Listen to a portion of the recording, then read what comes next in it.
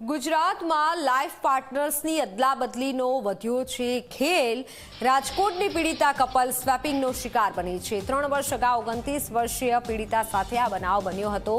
ઝી 24 કલાક સાથે પીડિતાએ પોતાની વાત વ્યક્ત કરી છે। ચોંકાવનારો ખુલાસો કર્યો છે। વિકૃત પતિએ કપલ સ્વેપિંગના ચક્રમાં ફસાવ્યા હોવાનો દાવો છે। પતિએ ઇમોશનલ બ્લેકમેલ કરી હોવાનો પણ આરોપ છે।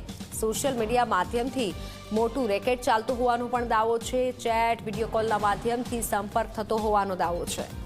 પીડિતાએ પોતાના પતિ, સસરા, સાસુ, જેઠ અને જેઠાણી વિરુદ્ધ 10 માર્ચ 2023ના રોજ સુરત ગ્રામ્યના મહિલા પોલીસ મથકે ફરિયાદ નોંધાવી હતી। જે બાદ રાજકોટમાં પણ ડોમેસ્ટિક વાયોલન્સના ફરિયાદ કોર્ટમાં કરવામાં આવી હોવાનું પીડિતાએ જણાવ્યું છે।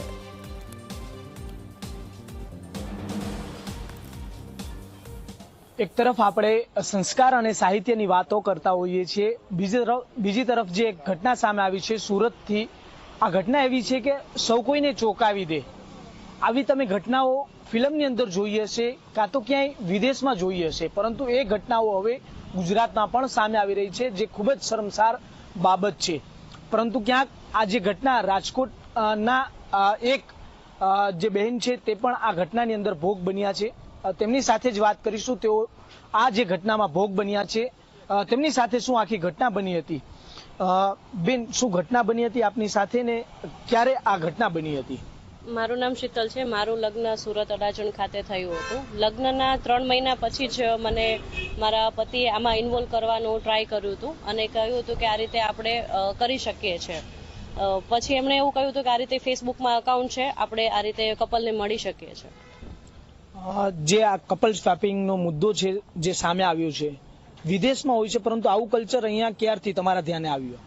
બસ મારા આ લગ્ન થયા પછી જ અને મારા પતિએ જણાવ્યું એ પછી જ મને ધ્યાનમાં આવ્યું હતું। એ પહેલા મને કંઈ ખબર ના હતી। તમારા પતિ દ્વારા શું કહેવામાં આવ્યું હતું આ મુદ્દે તમને? આપણે અહીંયા નોર્મલી કરે છે, આપણા ભાઈ ભાભી છે એ પણ કરે છે। તું જોડાઈ જાય તો આપણે 4 લોકો થઈ જઈએ અને બીજા લોકો ઘણા પણ હોય છે। જે કપલ આપણે અહીંયા જે સુરત, વેસુ, પીપલોદ જે છે બહુ હાઈફાઈ એરિયા છે, ત્યાંથી ઘણા બધા કપલ આવે છે, એ પણ જોડાઈ જાય છે। આ શેના માટે કરવામાં આવતું હોય છે ને આ કોન્ટેક્ટ કઈ રીતના કરતા હોય છે આ લોકો? આ લોકો ફેસબુકના મારફતે બધા કોન્ટેક્ટ કરે છે અને એનાથી જ બધા ભેગા થતા હોય છે। પહેલા તો એ લોકો રિક્વેસ્ટ એક્સેપ્ટ કરે છે અને પછી વિડીયો કોલ મારફતે એમનું રિયલ કપલ છે કે નહીં એ કન્ફર્મ કરે છે અને પછી કેફેમાં એક કેઝ્યુઅલ મીટિંગ કરીને એ લોકો પછી પ્લાન કરે છે કે ક્યાં આપણે ફરવા જવું અને કઈ રીતે આપણે આગળ બધી એક્ટિવિટી કરવી। તમે આ બાબતે ના પાડી તો તમારા પતિ દ્વારા શું જવાબ આપવામાં આવ્યો આપને?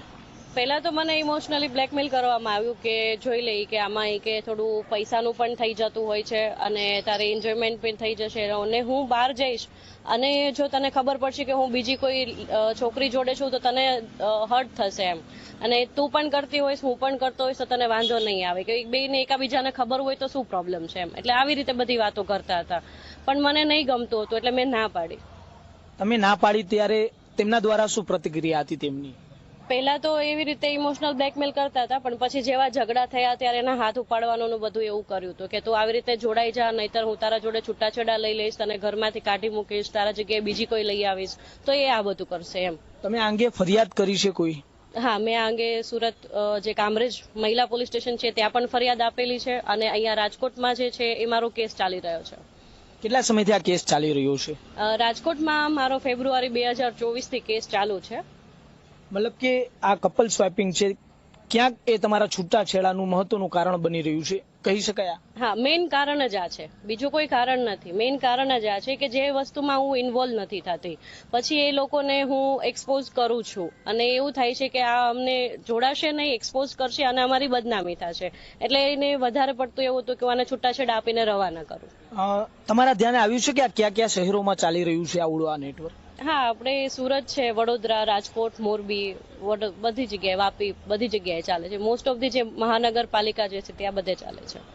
ઘણી મહિલાઓ એવી પણ હશે કે જેને તમારી જેમ નહીં ગમતું હોય, પરંતુ ક્યાંક ઇમોશનલી બ્લેકમેલમાં આવી અને તે મહિલાઓ છે તે આમાં જોડાતી હોય છે, આને શું સંદેશો આપશો તમે? મારું એમને એટલું જ કહેવું છે કે આજે મેં અવાજ ઉઠાવ્યો છે, જયભાઈ છે, રાજભાઈ છે, જેમણે આ મુદ્દો બહાર કાઢ્યો છે, અને મને હિંમત આવી છે કે લોકોના લીધે મેં આજે બહાર આવી છું, મારી વાત રજૂઆત કરી છે, મીડિયા સમક્ષ કીધું છે કે મને પણ આ વસ્તુનો હું ભોગ બની છું. ભોગ એવી રીતે બની છું કે મને એ લોકો ઇન્વોલ્વ કરવા માંગતા હતા, પણ હું કોઈ કપલને આજ સુધીમાં મળી નથી. એટલે તમે બહાર આવો, જો આ રીતે તમે હેરાન થતા હોય તો તમારો અવાજ ઉઠાવો. તમે જે ફરિયાદ કરી છે તેમાં કપલ સ્વેપિંગ મુદ્દાને ઉલ્લેખ કર્યો છે ખરી? હા, કર્યું છે મેં. જી ચોક્કસથી જ્યારે આપણે સંસ્કારોની વાત કરતા હોઈએ છીએ, પરંતુ એક ચોંકાવનારી ઘટના સામે આવી છે. સુરતની અંદર રાજકોટના જે મહિલા છે તે ત્યાં પરણીને જાય છે અને ત્યાં તેમને દબાણ કરવામાં આવે છે, મારપીટ તેમની સાથે કરવામાં આવે છે કે કપલ સ્વેપિંગની સાથે તેઓ જોડાય. આ જે કલ્ચર સામે આવી રહ્યું છે અનેક મહાનગરોમાં ચાલતું હોવાનું પણ મહિલાનો ખુલાસો છે. ત્યારે હવે આ કલ્ચરને લઈને તંત્ર શું કાર્યવાહી કરે છે તે પણ જોવું અતિ મહત્વનું રહેશે. આ મહિલા દ્વારા ફરિયાદ પણ છે તે કરવામાં આવી છે અને મહિલા એ માટે થઈને લડાઈ પણ લડી રહ્યા છે. ત્યારે જે આ શર્મસાર કરતી ઘટના સામે આવી છે તેને લઈને હવે સરકાર શું પગલાં લે છે તે જોવું અતિ મહત્વનું રહેશે. કેમેરા પર્સન ઉદય પવાર સાથે સાહિલ સપા, ઝી મીડિયા, રાજકોટ.